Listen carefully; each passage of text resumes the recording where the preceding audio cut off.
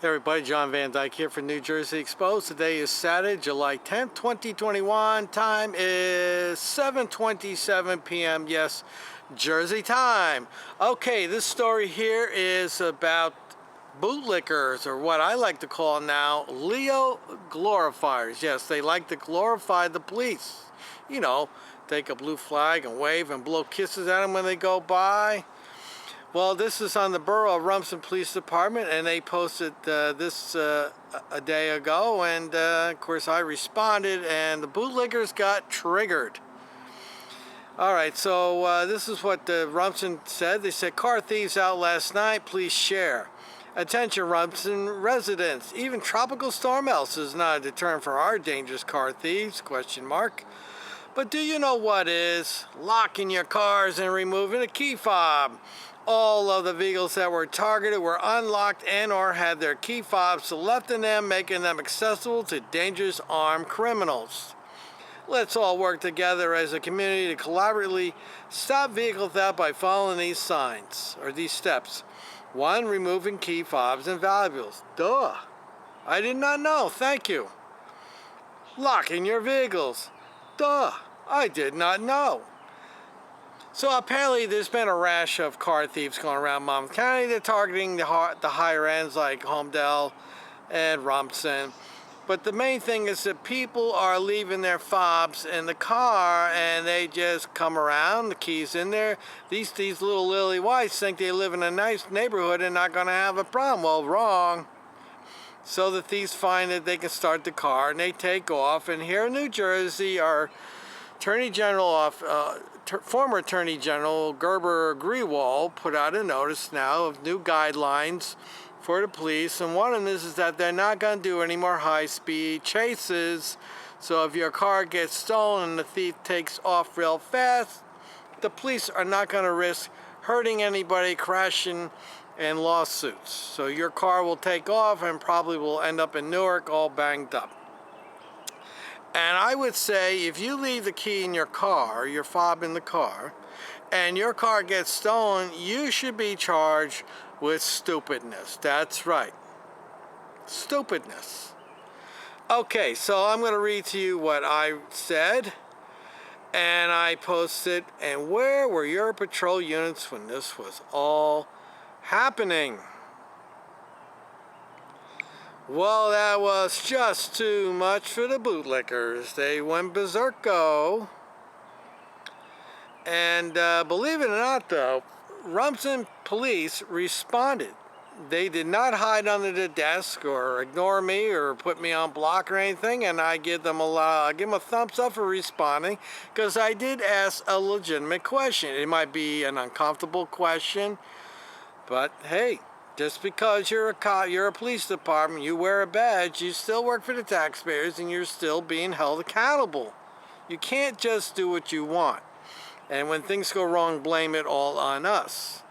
So the Borough of Rumson Police Department responded. They said, "Thank you, John, for asking. Our patrols were out patrolling our side streets and spotted a high-end vehicle driving with the headlights turned off. When patrols attempted to stop it, it fled at a high rate of speed, leaving Rumson toward the Parkway.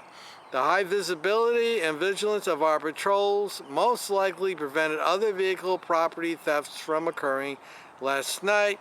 Stay well, and thanks for your comment." And they're just reconfirming and affirming what I said, that we need more patrolling and less trolling for dollars. Every second spent on the side of the road watching cars go by, trying to do revenue enforcement, is a second loss to patrolling the neighborhood, especially at night, especially in high-end neighborhoods where people have nice cars. Well, and I responded, Borough Rumson Police Department, thank you for your quick response. Be safe and be well. And let's see, so here we go. Get ready. Rick Peterson responded, and here's his response right here. There it is, Rick Peterson. He says, "Really? That's your question? Cops can't be everywhere all the time. Where's the personal responsibility of not leaving valuables and key fobs in the unlocked car? It doesn't take a Philadelphia lawyer or a theoretical physicist to figure that out. Well, apparently it does because cars are getting stolen. And Michael Blair responded to Rick Peterson's post, and he said, "Thank you for that response, Rick. It's good to see some people still have common sense." So this is how I responded to Rick Peterson. I put a picture of boot polish, because I can't say bootlicker on Facebook, because if I say bootlicker, I will get flagged and I will get a strike. And the little whiny bootlickers will report me to Facebook if that had happened already. So bootlicker is a word you cannot use on Facebook. So Rick Peterson responded to my boot polish picture. He says, "Well, aren't you a clever little fella? You posted a meme. Congratulations on your thoughtful response." It doesn't end there, folks. So Rick Peterson to Adam H. Sampson, I got that when he posted the boot polish. He's obviously not a fan of cops. See, in the twisted mind of the bootlicker, the glorifiers, if you ask a question or question what the police are doing, they think you hate the cops. So Adam H. Sampson responded, and there's his response right there. He says, "Rick, he'll run his hole over Facebook, but he's quiet as a church mouse in person." Well, I've never met this guy in person, so how can one determine that? So I responded to Adam H. Sampson. I said, "Really? Give me an example where I hated a cop asking a question and holding public officials accountable. Doesn't make me a cop hater. For the record, I have LE plates, PBA sticker on my car, and several police organization signed cards in my wallet. I am friends with police officers, retired and active. Just because you blow smoke up their arse, glorify them, and give them a free pass doesn't make you a big supporter of police. In fact, in my opinion, you are doing nothing to improve police or to hold bad police accountable. Keep waving your blue flag and blowing them kisses, and I will continue to ask questions, question policies, and expect answers. Support good police and expose bad police." That was it's just amazing how it is. It's always the same thing with them. That the minute you ask a difficult question or a question, you're not supposed, in their mind, you're not supposed to question the police. You're supposed to just let them have free reign to do what they want, and you just assume that they're doing the right thing. And they really are the problem, these glorifiers, because they're the ones who are giving the police a false sense of being.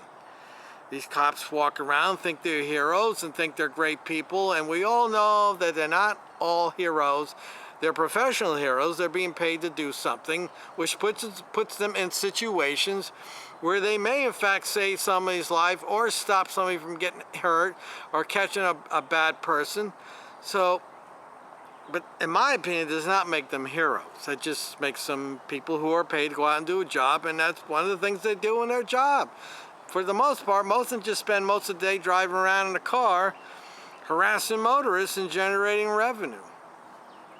So anyway, there you go. A bootlicker story for you. Just call them Leo. If you're on Facebook and you want to go after them, just call them Leo glorifiers. Don't use the term bootlicker, because you can get striked on Facebook.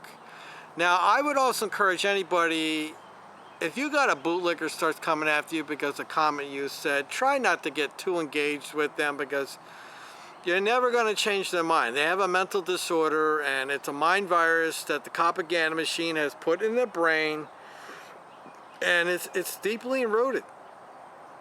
I would suggest to you, if you encounter a bootlicker online or in person, to refer them to New Jersey Exposed. I have hundreds of bad cop stories. So if they tell you, give the old line, well, you know, they're not all bad. Well, they're not all good. And they're not all good. It's what's hurting people, killing people, costing taxpayers a lot of money. I'm John Van Dyke for New Jersey Exposed. Till next time, people.